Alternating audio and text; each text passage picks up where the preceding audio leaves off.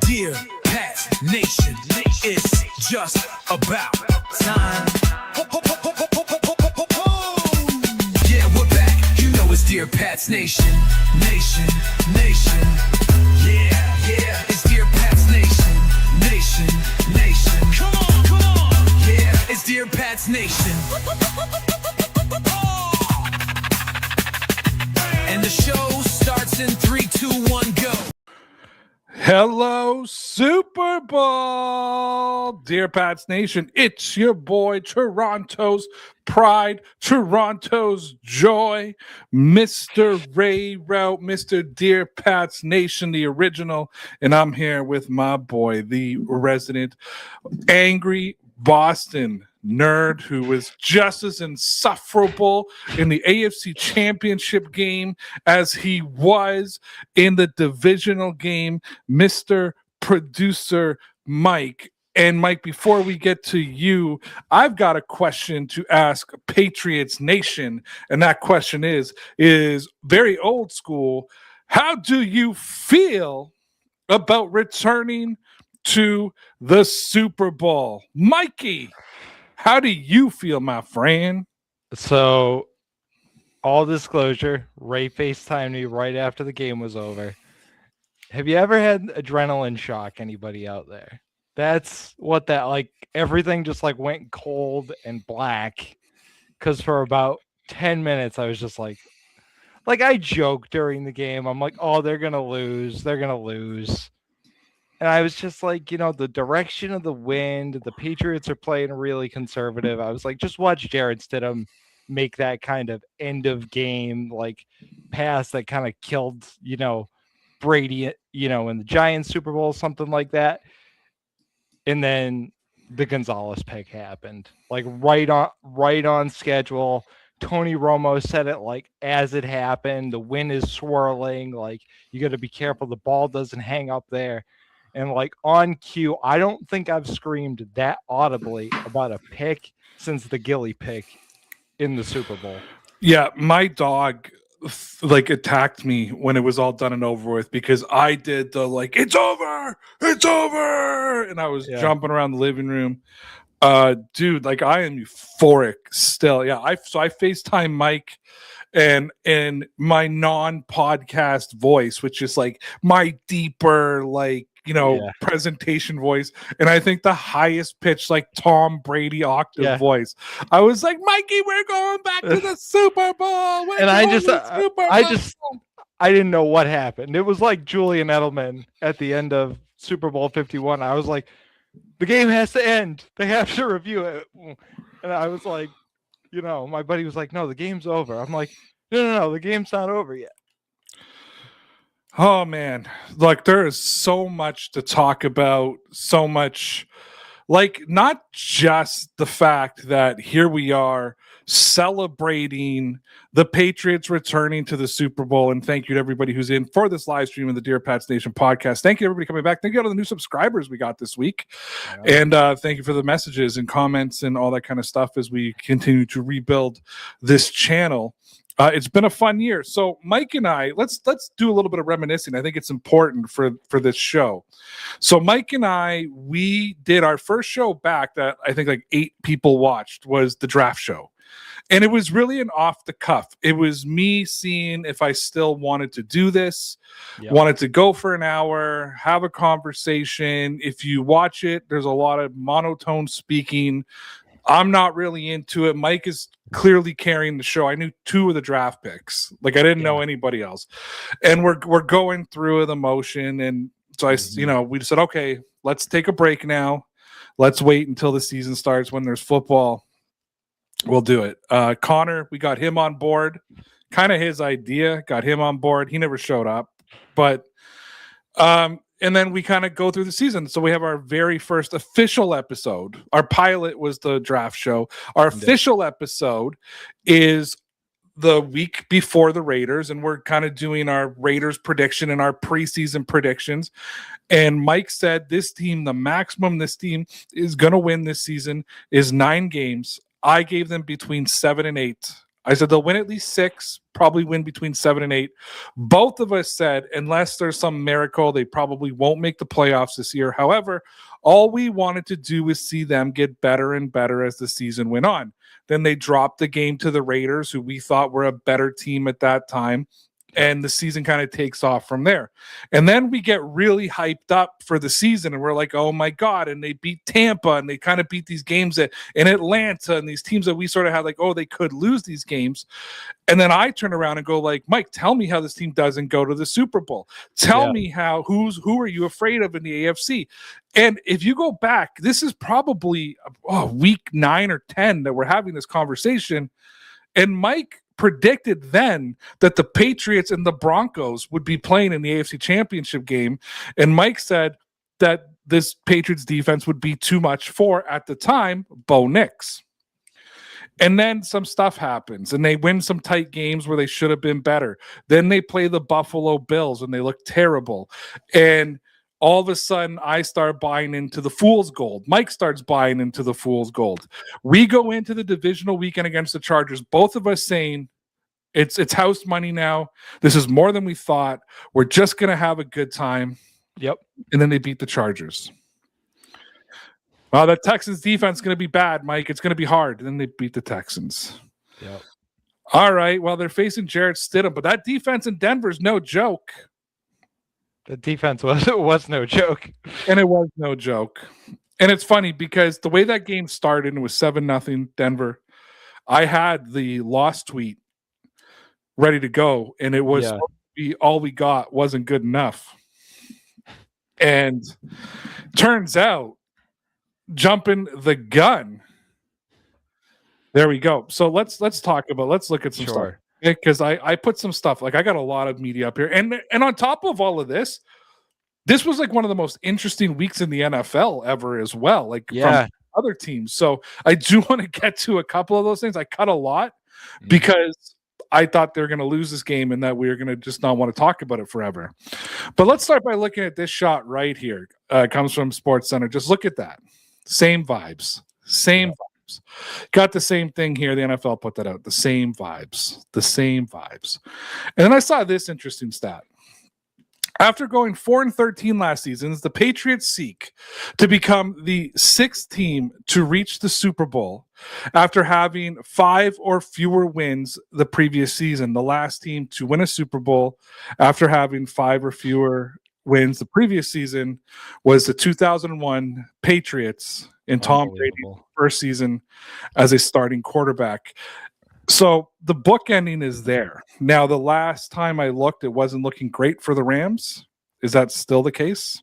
Let me pull it up. I have it on my other screen. It is 24-13 for Seattle. I thought, wouldn't that be amazing, though, if the next Patriots team to do it plays the Rams again? Beats MVP Matthew Stafford. Here's another interesting fact for you, though. Robert Kraft has owned this team for 32 years. He's about to go to his 11th Super Bowl. That's insane. He has now done it with 3 different coach-quarterback combinations. It's unbelievable. It's been a year. I'm just thinking of, and I don't know why this stuck in my mind all of a sudden. Do you remember one episode I asked you, and it was early on, I said, Ray, how would you feel if the Patriots went back to the Super Bowl in like the next 3 years? And you were like, it doesn't really matter.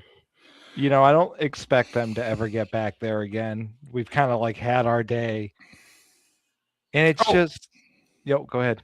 No, go ahead. No, I was just going to say we were kind of like talking off the cup about it, and just to have like come this far is unbelievable. Like everybody keeps texting me and they're like, what do you think? And I just keep typing the same thing. It's unreal. Like it's just unreal. Mike says, hate to break it to you, Ray, but the Seahawks are a wagon. Listen, Mike, what did I say? Was it last week or the week before? I said no matter what happens next week, the Seattle Seahawks are winning the Super Bowl. Yeah. So I'm very aware. The Seahawks are still, even with the Patriots going there, I have to be honest with you, and you can clip this and do whatever you want with it. I still think the Seahawks are going to win the Super Bowl. That's been my prediction since we started the playoffs. That team, the only maybe saving grace is their quarterback. Maybe. Because we know if you can get pressure on him, he can see ghosts. Yeah, and this Patriots defense has the dogs to make him see ghosts. Which, by the way, Drake May was seeing ghosts today. He was. We called it out on one play specifically. He saw a big, and he wasn't Casper, the friendly ghost. He wandered up into pressure when he had plenty of time up there and just. I messaged you. I said he ran into the sack. Yeah. He ran into a sack. So last year, the Patriots win 4 games. This year, we have, for the NFL honors, Drake May, MVP nominee, Offensive Player of the Year nominee, Travion Henderson, Offensive Rookie of the Year nominee, Comeback Player of the Year. The guy who this is actually the one I think could win it, is Stephon Diggs for Comeback Player of the Year. Mike Vrabel, Coach of the Year. Postseason doesn't count, so I still don't think he's going to win it. But another award I think we could have is Assistant Coach of the Year, Josh McDaniels, because I think Josh McDaniels has proved time and time again his value as an offensive coordinator. Let's all remember Mac Jones's first year with the Patriots. He looked like a capable quarterback. Yeah, yep, definitely. And Josh McDaniels, there were some questionable calls early, but I think later in the game when things kind of declared themselves, him and Vrabel were just kind of like, we just need to bleed clock and kick to the defense and not turn the football over. That's the one positive thing I can say about Drake May's performance today overall is if they turn the ball over even once, they lose this game. 100%. Do that. 100%. And I want to actually pull a comment here from Snap Time, who says, and Tony Romo alluded to this, that I think Drake was under a lot of pressure to not turn the ball over. And I agree. I think he was. I think they would have been okay with him maybe throwing an interception. Yeah, I think they were telling him, though, you cannot fumble the football. Like, you cannot put us in a situation. Look, the Patriots' only touchdown came off of one of the most idiotic plays I've ever seen a quarterback make. If Drake May would have done what Jarrett Stidham did today to turn that ball over, we never would have been even having a discussion about not kicking the field goal and going for it on 4th down like I'm sure Bronco fans are having about Sean Payton right now. We'd be talking about how just moronic our quarterback looked, double-handing the ball backwards. Can I say this? This was a great, and I'm not saying it can't go either way, but this is a great example of like why having a coach like Mike Vrabel, who's worked on both sides of the ball, is important being a coach, because Sean Payton got in his own head after that touchdown and said, oh, wow, we can pass on them. We can win this game. We can be super aggressive and step on their necks early. Doesn't kick the points, doesn't get the field goal. The turnover maybe doesn't happen. That whole thing spirals in a totally different direction. Well, yeah, the game would have been 10-10. It would have been 10-0. The Patriots would have been trailing. You play the game different. When the weather changes, if you have the lead, you're playing it differently, obviously. Right. But I want to I'm just going to read a tweet that I sent out. So I put this out at the end of the first quarter. I said, end of 1, Broncos 7, Patriots 0. Patriots getting beat on all 3 phases of the game, which they were. They were getting beat on all 3 phases of the game. Schooler was the only special teams player that I had any faith in. He was all over the place, but they're getting beat in the special teams game. Mike Vrabel and Josh McDaniels were being outcoached. I don't care what you say. Both of them were being outcoached. Yep. Drake May look pitiful. Will Campbell, is a problem this season for the Patriots. This season, I'm not saying long term, but this season, Will Campbell is a problem. Yep. At the end of the first quarter, the Broncos had 92 total yards of offense. The Patriots had 12 after 3 possessions. 12. Didn't they got 50 or 60 of that on the deep pass? Not saying that they didn't outperform them, but Yeah, still. but they had 92 to 12. The Patriots had 12 total yards of offense on 3 possessions. Yeah. Like, I don't even care what the Broncos had. When the weather didn't declare. No, So- the weather didn't. The weather wasn't an issue at that point. So I think, to me, you could see the Patriots coaching staff superiority in the second quarter. And then you saw Josh McDaniels start scheming up some run plays in the third quarter, and they got down. They went for it on 4th and inches. I still don't think Drake May got it, but it was hard to overturn it. I think that's the key phrase there. I don't think they got it, but I think as soon as he disappeared under that pile, you couldn't say yes or no. And I think that was the whole thing. And can I say something else on that too? Yeah. They ended up kicking the field goal. Yeah, after everything. After all that's hilarious, but it worked out for them because just say something crazy on the goal line happens there, you know? Well, Again, I almost texted you. I was so worried about like an interception being thrown. Yeah. Like, I really, really did. He threw a lot of dangerous passes in this. The one that I pointed out to you where he threw to Diggs, and there were like 5 guys around Diggs. It's like, dude, you cannot throw that ball. Something I do want to discuss too, because I haven't seen it get a lot of play, and it's probably something we won't come back to. But I want to, everybody's going to talk about how Gonzo probably sealed the deal for the Patriots when he intercepted that football, or Drake May, how when he ran the football and picked up the first down, sealed the game. Yep. I think the guy who sent the Patriots to the Super Bowl was Leonard Taylor. Yeah, with the blocked field goal. Leonard Taylor blocking that field goal, tipping that field goal, and sending the ball in the other direction, kept it at 10-7. Because I wrote in the third quarter, going into the fourth quarter, I said, based on the conditions and the flow of the game, the Patriots defense has to win this game 10-7 or the Patriots will lose. Now, I also followed up with playoff football is awesome, because it is. And I love those kind of scenarios. Yeah. I mean, this is, to me, when you need to win a game 10-7, it's like a pitcher's matchup in the postseason. You know me, my defense. Bring me these low-scoring games where every play means something. Yeah. And I don't think outside of Jim Nantz and Tony Romo going, oh, he blocked it. I don't think I was on Twitter, like the Leonard Taylor thing did not get the momentum. No, I believed it deserved. And he really, like, honestly, like, that is what sealed the victory for the Patriots. I do want to just acknowledge our fans. Hola. Hanif, my boy, Patriots are back in the Super Bowl, baby. Let's go.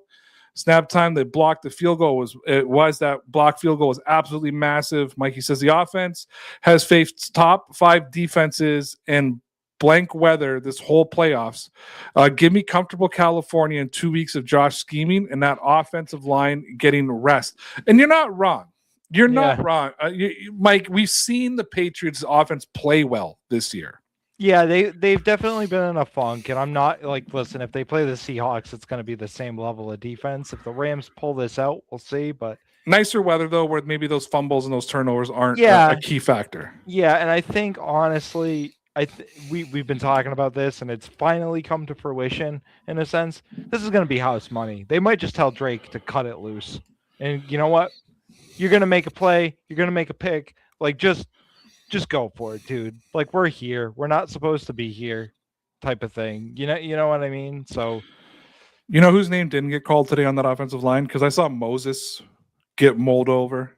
Yep. I saw Will Campbell get beat.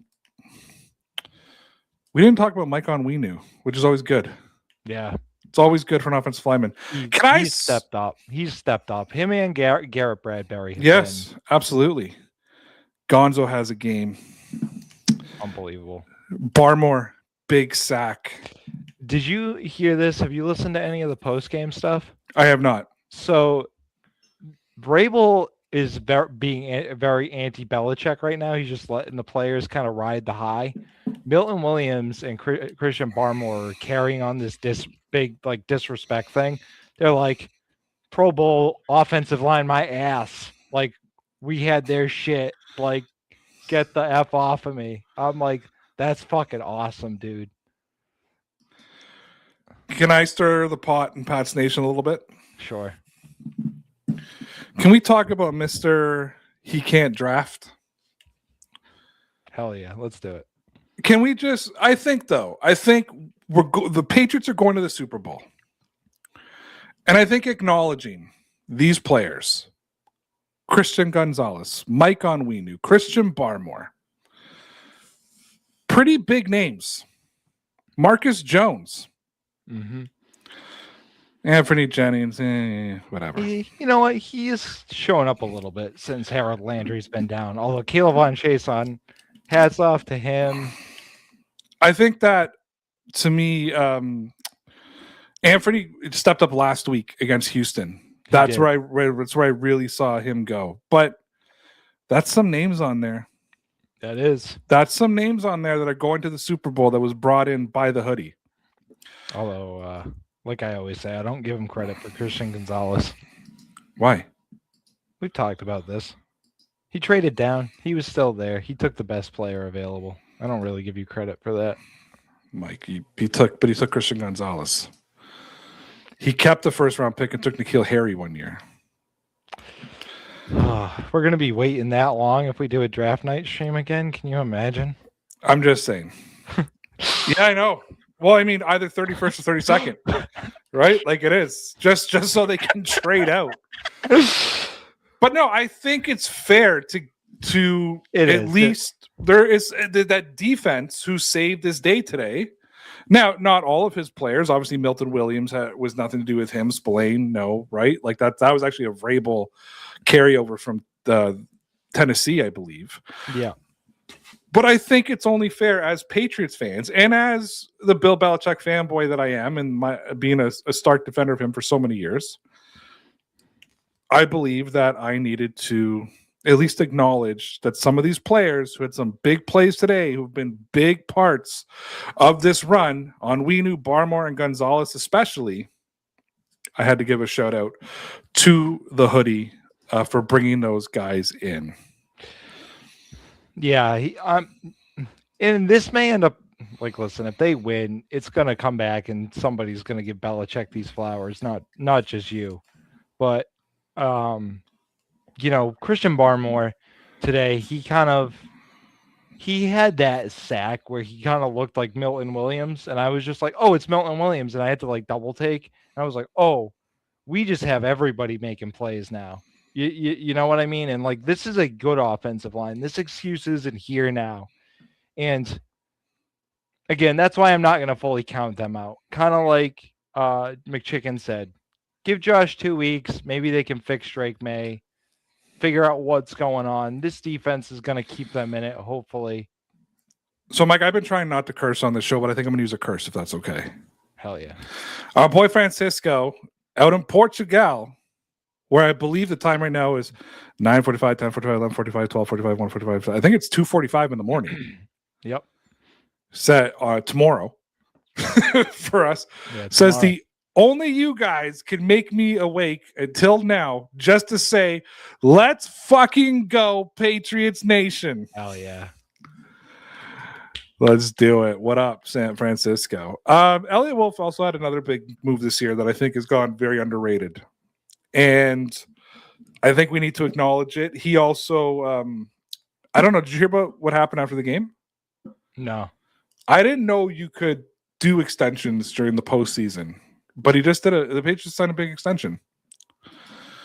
The Patriots have signed the weather to a 2-week extension deal.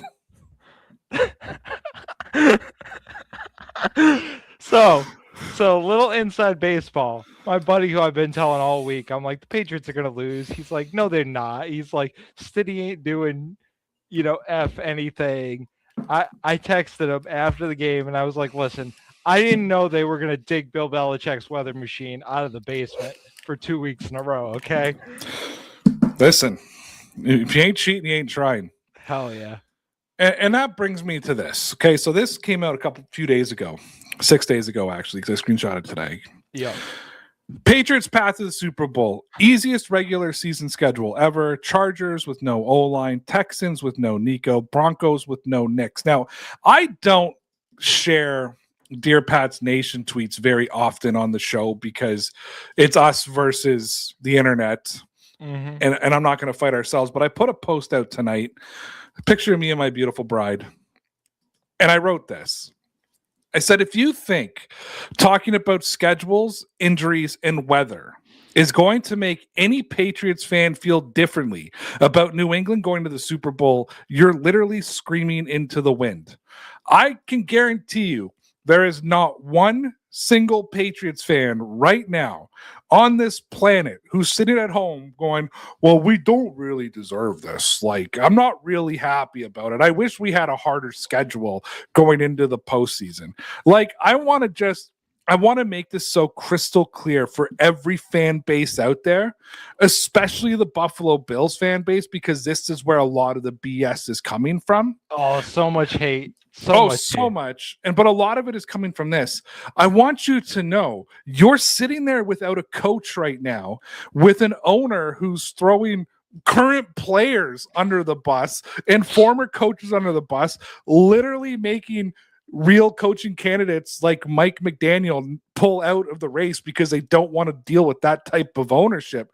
That's your guys' reality. My reality is strong schedule, weak schedule, whatever it is. In 2 weeks, February 8th, I'm watching Super Bowl 60 the same way you're watching Super Bowl 60, except I'm watching the New England fucking Patriots playing in the game, and you're watching Josh Allen swing on a hammock in Cancun. I don't care about the schedule. I don't care about the weather. I don't care about the injuries. I don't care about Spygate or Deflategate or any gate that you want to put in here. So we got schedule gate this year.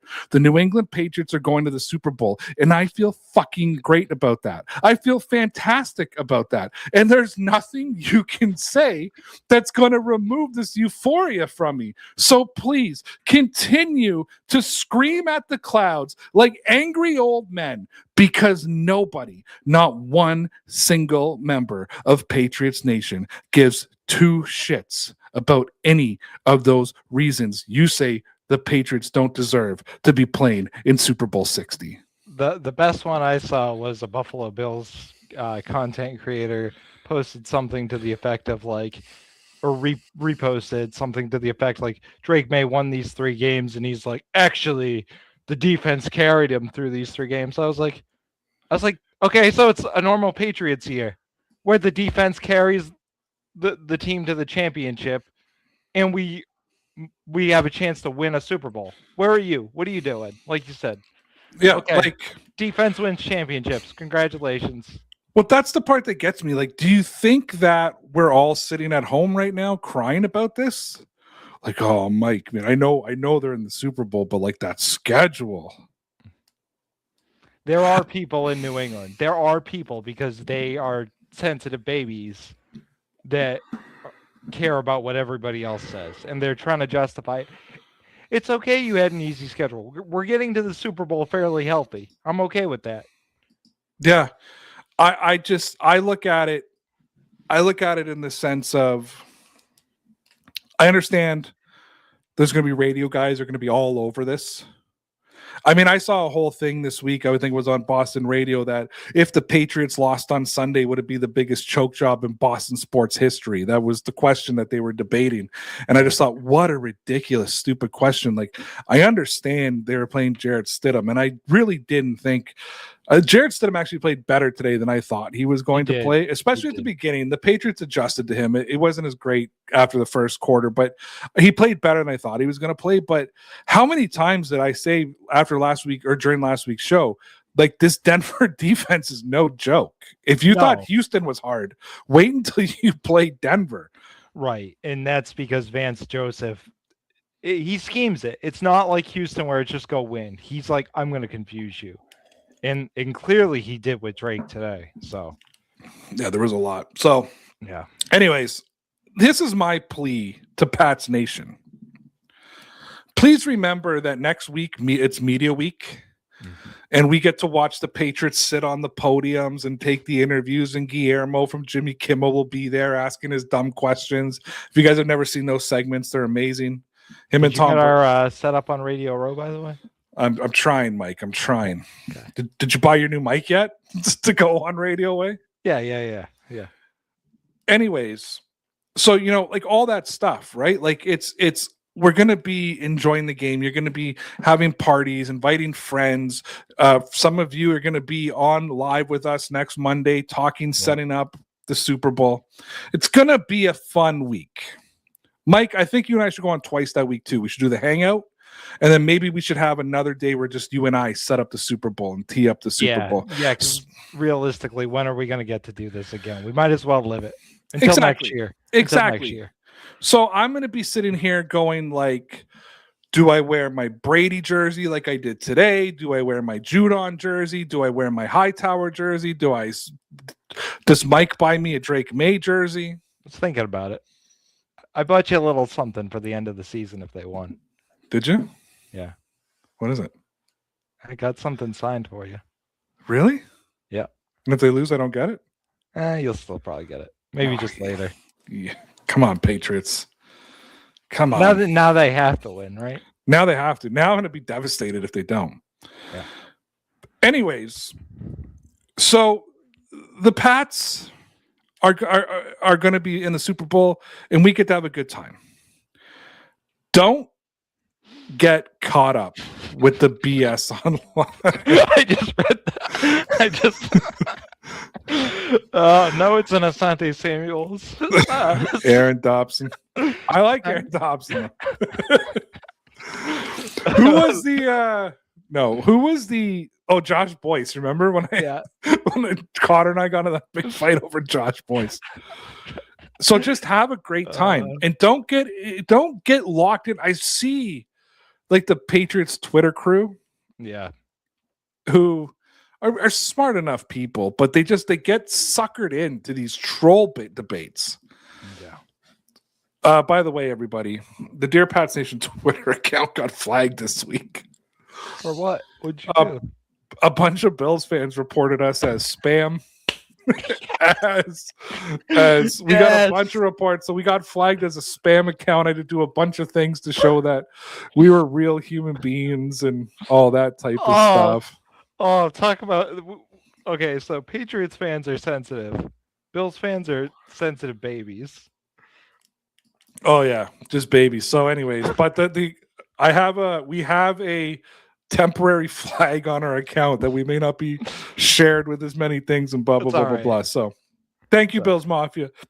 Thank you, Bills Mafia, for having our X account flagged as spam because you couldn't handle. Hey, I don't even know. I don't know if I didn't.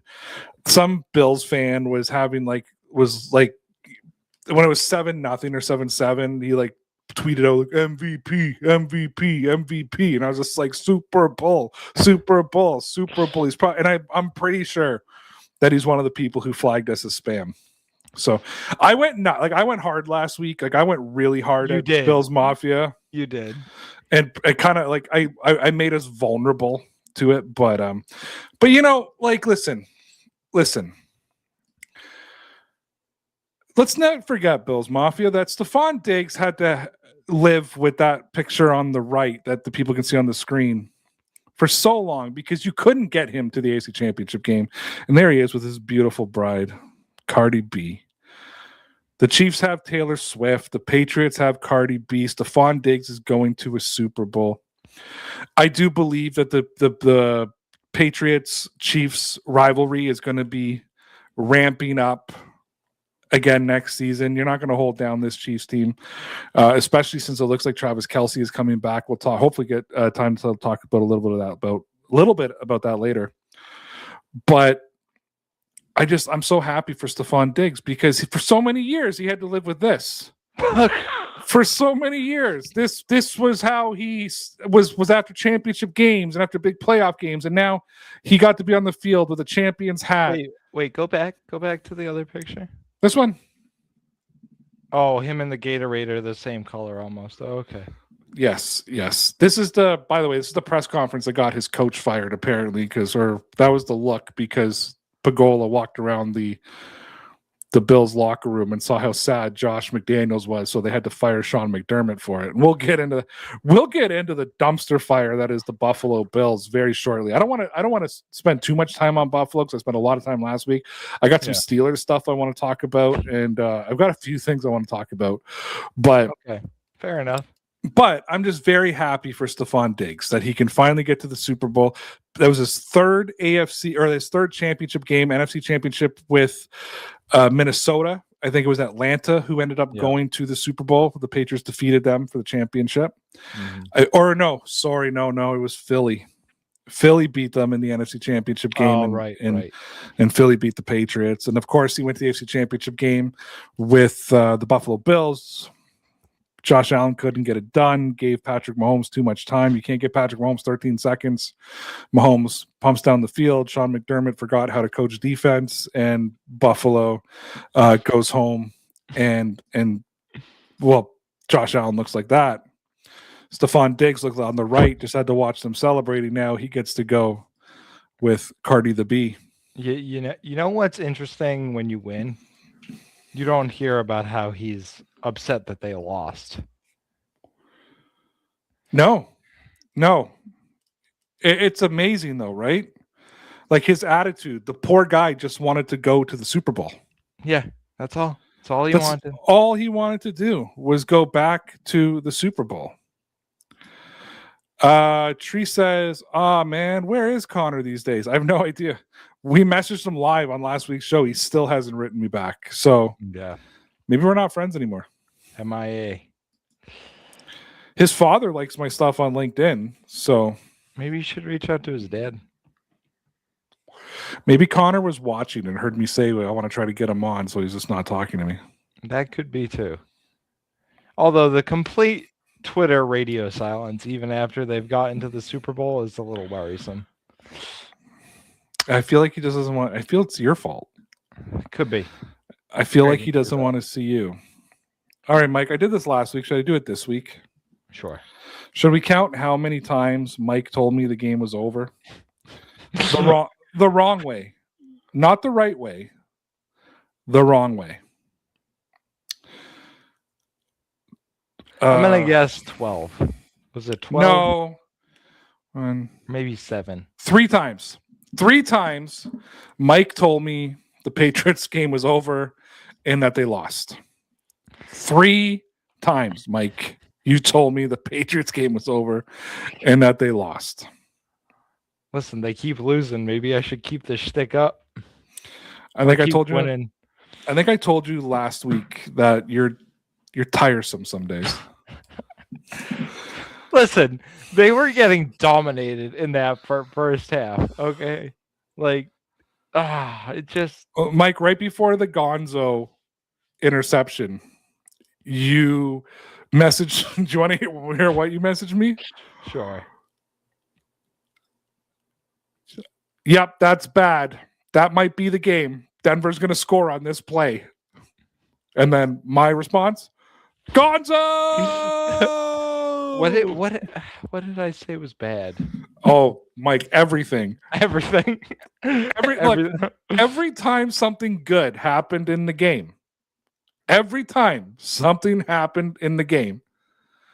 I was like, or good happened in the game, I was like, oh, what a great play. Nothing. Radio silence from Mike. As soon as there was like a drop ball or like something, I would just get this rant that comes back on the other end. So you know what? I'll acknowledge though. I reminded Mike. I just wrote Mike and just said it was a tense. It was fourth quarter. It was tense, and I just wrote Mike. I'm like, playoff football is awesome, and he just wrote, yeah, it is.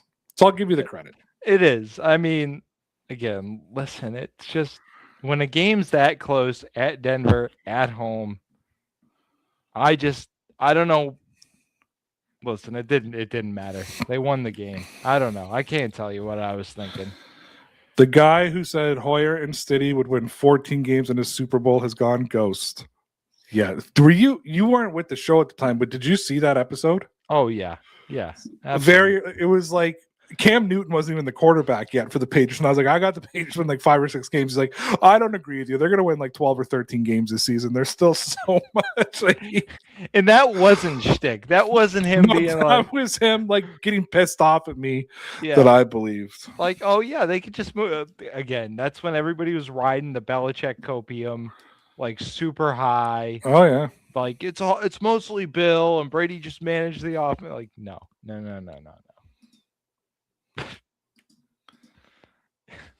So I want to talk about this. I don't know if you saw this week. Ryan Clark. That was actually from like weeks ago. I don't even care. I saw it this week though. Yeah.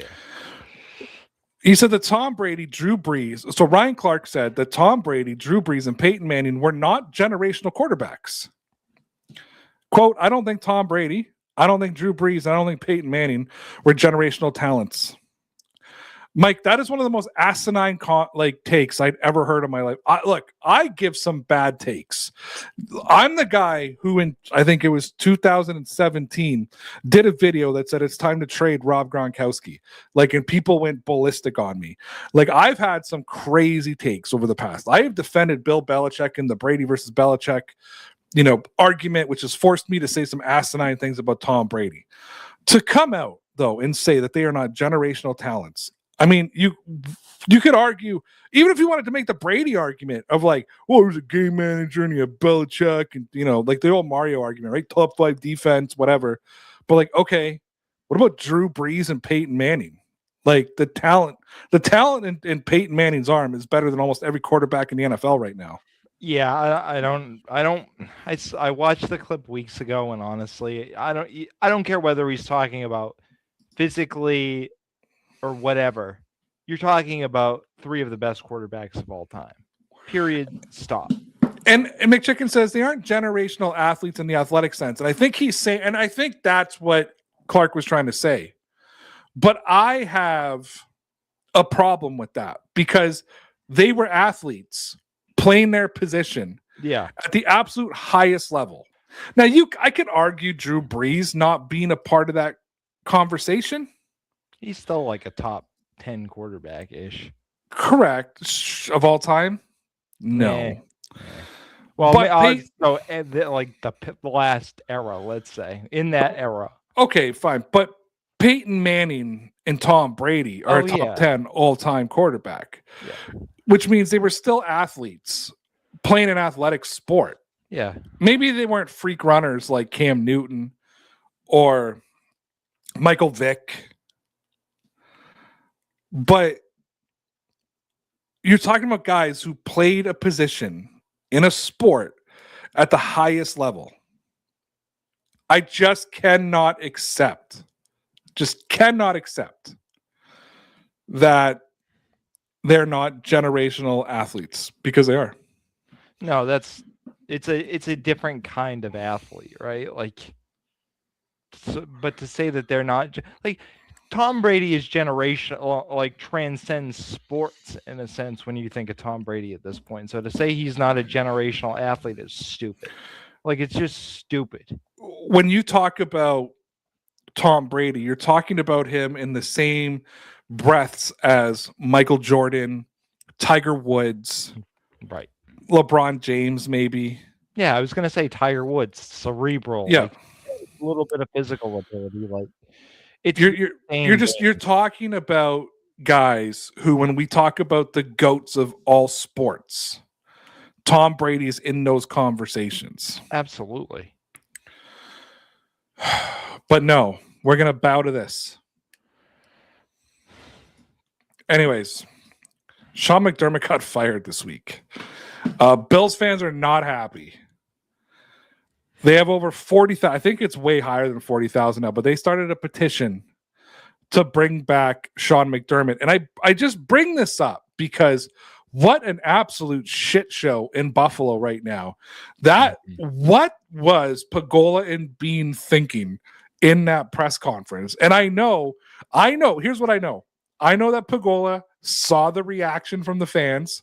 He was told, hey, Buffalo's pissed. They think the wrong guy got fired. He had to protect his decision. Yep. He didn't want to be Robert Kraft, who chose Belichick over Brady and then immediately threw Belichick under the bus, like almost instantaneously. He was like, I'm going to defend my decision. I'm going to defend my guy. I promoted him. I can't look stupid. But first of all, Yep. he talks about the Keon Coleman draft pick, Unbelievable. which there is so much video and audio of like that being Brandon Beane's pick. My favorite thing is when they're like, "Oh, he's like, oh, good, he's dropping. That means it'll be easier for us to get him." Like, His 40, his 40 was too low. It'll be easier for them to get him. But so you got a current player now who you were told, "Hey, the GM doesn't want you." And you threw Sean McDermott under the bus trying to protect him. The question that I ask, because before Bill Belichick was fired from the Patriots, and let's call it what it was, we know he was fired by the Patriots. Right. Yep. I said to you, I said, Mike, Robert Kraft has to handle this correctly. They can't put out a social media post thanking Bill Belichick for his time and then moving on. Because if they do that, there is a whole crop of coaches who look up to Bill Belichick who wouldn't even consider signing a contract for your team. And I believe that includes Mike Vrabel. Especially the way he was unceremoniously dumped in Tennessee. If Bill Belichick would have been burnt on the way out by Robert Kraft, I don't think Vrabel comes. I think then everything went to hell in a handbasket after, and it became fair game. But the way Belichick left the team, the joint press conference, blah, blah, blah, blah, blah, I think they had to do that. They had to treat that situation like that. I agree. Who the hell is going to want to work for Brandon Beane now? No, I texted you as soon as I saw this move. Like, this is the most Buffalo move thing ever, right? Like, you essentially fired the wrong guy. And not only that, you promoted the dude, your new player, vice president, whatever, just failed his way up the food chain. Yeah. And now they're talking about bringing back Brian Dable. Oh, they have to. That's who it's going to be. You don't think it's going to be Phillip Rivers? I mean, could be. Let's look at this. So a couple of things here. Phillip Rivers went from retired high school football coach to starting quarterback for the Colts and now a head coaching candidate for the Bills. What a year. And Meerkat wrote, no coaching experience. People are acting like Phillip Rivers didn't just lead the St. Michael Catholic High School football team to a 13-1 record.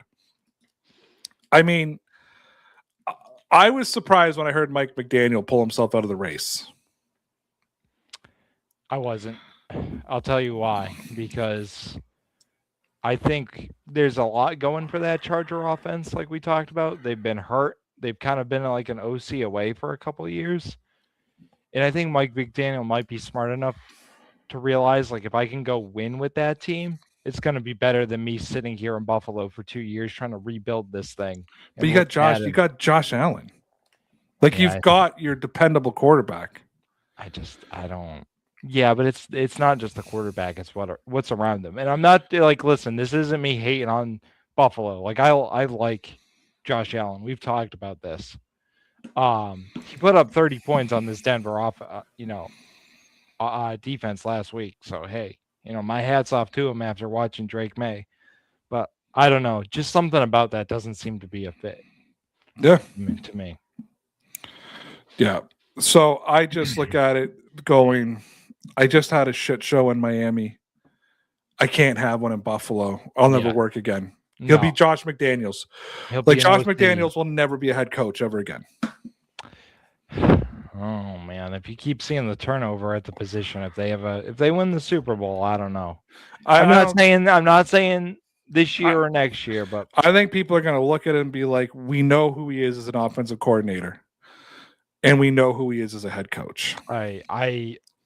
I generally agree, but I think there's like a 10% chance. I'll put it that way. So I do want to get to the Steelers story. Oh boy. But I want to just finish off with Buffalo. Sure. So they spent the whole week just freaking whining and crying about the officials and the catch, and like it was a catch. Like that's not like it was a catch. But but like get over it already. Even today, they're like, this should be the Bills. We should be playing in New England right now. Like we should be. Dude, I would have rather played Buffalo than Denver. In Denver. Like, are you kidding me? Joe Burrow weighed in. Did you see this? No. So Joe Burrow, I think it was like a day after, wrote the amount of people that don't understand what a catch in the rule book is flabbergasting me. It's not the officials. The two plays yesterday were not difficult calls, and they got them both right. Fair enough. Listen, I texted you during the game. I forget which incompletion it is. I wish I had like time stamped it, but I was like, according to the Bills, that's a catch, and it was like something that was terribly. Like, it was the booty drop. It was It was when he underthrew booty. Yeah. It was actually that was a horrible play by Drake May. That's when they could have picked up the first down, or sorry, they could have got into field goal range, and he underthrew booty, but. I just love Joe Burrow, like just sticking his first of all, his absolute hate for Buffalo just comes oozing out of him, which is phenomenal.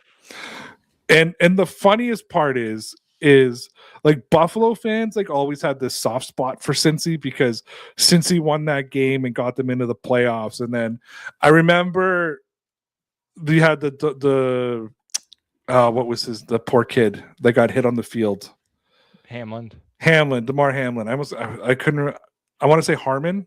I just had Hamlin, and Cincy and Buffalo kind of get sort of united because of that play, and then Cincy played Buffalo in the playoffs, and Cincinnati won, and Cincinnati celebrated because they won the playoffs, and I remember Buffalo fans on Twitter being like, how classless after everything that happened between these two teams this season for them to come out and just to sort of see Joe Burrow just jump into a conversation he wasn't invited to is kind of amazing. Now, Mike, there's some weird Patriot fans out there. We know that. I get DMs from weird Patriot fans. We see weird Patriot fans. You're a weird Patriots fan. Me? No. But Buffalo fans like Bills Mafia, they bring weirdness to a new level. And there's some dude driving around with this on his car. Like it exists. Somebody paid money and got this put on their car. It reminds me of those political guys that have either 50 Trump and MAGA things or 50 whoever Hillary things all over their cars. I always laugh at them they're a walking billboard. Yeah. This is just this is weird. I honestly, if you do this for anything, politics, sports, whatever, it's weird, is it not? Yeah, it's you can tell they don't leave Buffalo. Clearly that's what it is. So they ride around town and they're the popular kid from high school, so it's fine. So people are asking who we want. The Rams are making it a game right now, by the way. I don't know if you have the score up. So the Rams offense is going to be tough, but I think the Patriots defense, they're going to have a tough time with. I can never get that kid's name right. Puka Nacua. Yeah, I'm not even going to try. I want them to play the Seahawks, so I don't have to try to pronounce that name for 2 weeks. Jackson Smith and Jigba. Shut up. Just shut and up. Keel Harry. And Keel Harry. Great blocking wide receiver. I think he's on the Seahawks right now. The Patriots could use a guy like N'Keal Harry. I don't know why they never got a guy like him. So you and I had a good laugh this week because we have a mutual friend who's a Steelers fan. My best friend in the world is a Steelers fan. And when I opened up Twitter, was it yesterday, the day before, whatever it was, and I saw this, I laughed so hard. I did too. When I saw that the Pittsburgh Steelers signed Mike McCarthy to be their head coach, like I could not stop laughing. I was just trying to imagine like what that conversation was like in the front office. Well, the fans have been clamoring that we want a new modern day offense. Like modern, like 2014, like a double fullback type of offense. Yes, old school football, but new. Okay, well, I know a guy who screams "Get it done" in front of Waffle Houses. Maybe he's available. So the way I described this to our mutual friend was, you had 3 mics to pick from: Mike Tomlin, Mike Rabel, and Mike McCarthy. All of them were in Pittsburgh. We're going to throw them all into a bag and shake it and see who you get. And it's just like, oh, I got the wrong mic. Mike McCarthy's from Pittsburgh. They are very yeah, they have to have territorial. They have to, yeah. They're very territorial, but they're gonna if the fan base gave up on Mike Tomlin, like Packers fans wanted to run him out of town. Yeah. Cowboy fans almost rioted. Bro, so our mutual friend, I got to know what his reaction was. So it's all, are you familiar with the phrase copium? No. So it's, hold on. I'm going to link the definition because I had it up. Because I looked this up so that I could send it to him. Hold on one second. Basically, it's like convincing yourself, because I don't have it up now, of course. It's convincing yourself like this is the right thing, even though you kind of know in the back of your mind it is. Like you just cope with it.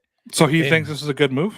Yeah, he's just like, oh, this means we're gonna get and develop a quarterback, and we need a quarterback, and he's a great quarterback developer. And I don't know why we haven't Dak Prescott played one of his best years when Mike McCarthy finally left the team. Yeah. Not to mention, what quarterback did he actually develop? Aaron Rodgers? Yeah, a guy who sat on the bench for 4 years. Like, well, that yeah. wasn't it. But that wasn't exactly quick, and he was a first-round pick. Like, and he won. Well, yeah, but dropped down to the 20th overall pick. I don't know. Was he still there for Jordan Love? Yeah. Or was that LaFleur? No, that was LaFleur. That was LaFleur. I'm just like, yeah, I don't know, man. It kind of reminds me of like the Mayo thing, you know, like, oh, we need somebody from New England. We need somebody from Pittsburgh named Mike. Speaking of this was kind of interesting. Former Steelers running back Najee Harris revealed that Mike Tomlin told him to leave the Steelers and sign with a new team in free agency. He said, Najee, I always talk to you. I always talk to you not as if it's a player, but if you're my son. And he was like, I cut it out there, but basically it says, I would tell you this ain't it. And then Najee was like, well, that was it for me, and off I went. I found that very interesting. Mm-hmm. Do you think Tomlin just knew this was his last season regardless? And he was just telling Najee, like, go do something else, go to a better organization? Like, why tell him to leave? I don't. He's one of those first-round picks that was really talented that I think the Steelers, like, never had the offensive line or the offensive acumen to use correctly. Not to mention, they, like, ran the freaking tread off him in year one. I think he had, like, 200 touches in his first year. It was insane. He had double the amount of touches in 1 year more than most running backs get in like 2 or 3 years. So I think they just beat him to hell, honestly. So this was the last thing I wanted to talk about really quickly. We only got a couple minutes left here. Yep. Basically, the Kelsey brothers were doing their podcast, and Travis was talking about Eric Bieniemy coming back to Kansas City, which I think is a great move for them. Yeah. And he just kept saying, like, it's going to be great to work with him again. It's going to be great to see him back in the building. Great to this, great to that, which tells me either Travis wasn't thinking or hasn't coped with it, but it looks like Travis Kelce could be back playing football next year. I would say more of the first thing, probably. Like, he's just so used to saying, like, we, us, the team, I mean, listen, I brought that quote up to you last week where Bill was still going like we, us, the defense, Josh, Yeah. like he's omnipresent here still, which he might be. Maybe that's why the defense is playing so well. Because a lot of the Patriots defense was a Bill Belichick choice. So yeah, Yeah. Fine. We'll come full circle to that. Yeah, I don't know. I'm still 50-50 on this. Honestly, he kind of looks late stage Gronk, like he's just kind of there. So I liked during the post game today, and I can't remember who said it on the panel, but they said the Patriots way left Gillette Stadium when Tom Brady left for Tampa Bay, and it's now come back with Mike Vrabel. And I'm very excited about that. And here's what I'm going to tell everybody. We've got 2 weeks to really let this soak in. February 8th, probably around 6:30, is going to be kickoff for the Super Bowl. We're going to get to watch Bad Bunny in the halftime show, or you can go over and watch the other show that they haven't even announced. And it's probably like Kid Rock and a bottle of Jack Daniels or something. But, you got your choice of halftime shows you can watch, or you can be like me and just not watch the halftime shows at all and just, I don't know, eat nachos and get fat. I was going to say, that's when I eat. Like, you don't, like... Okay. I can't eat during the games. Like, I get so nervous. Like, halftime is my time to like smoke and eat and have a drink and use the washroom and just Three people like came and checked on me on the game, and they're like, when are we gonna eat? Like, what are we doing? Like, I'm like, go away. Like, never leave me alone. Like, who's hungry right now? I want to go vomit. Anyways, we've got 2 weeks to let the soak in before the Super Bowl kicks off and enjoy and get involved in the festivities and buy the merch and talk smack on X and hang out on, streams. And Master at Work has been slowly but surely teasing a comeback. So maybe he'll have a good, going out party, all that kind of stuff. He's been living his best life. He has been. And I just think, guys, let the haters hate. I can't say this enough. Mike, years ago, I was on this show I think I was by myself, and I was just talking to the chat, and somebody in the chat said, everybody hates on the Patriots, and they're hating on everything they're doing. And I just said, hey, man, embrace the hate. Be worried when they're not talking about you. And for a bunch of years, they weren't talking about us, except when the Buffalo Bills fans were punching down, was the only people who were paying attention to us. That was more of just receding jealousy from for how long the New England ran the AFC East and were the daddies of the Buffalo Bills. But the Patriots are back in the Super Bowl. It's going to be a good time. Let the people hate, because we're getting to watch every single week of football this year and getting to see the Patriots playing it. Think about that. Yeah, we thought we were done. We thought we were done, 4 weeks ago, basically? Like, oh, it's been fun. We don't expect them to go anywhere. No, we're still here.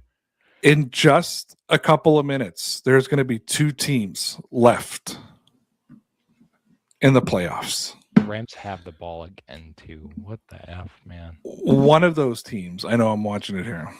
One of those teams is the New England Patriots. Mike and I will be on next week to discuss the opponent, whether that be the Seahawks or the Rams. But I just want y'all to enjoy this, have fun, be good.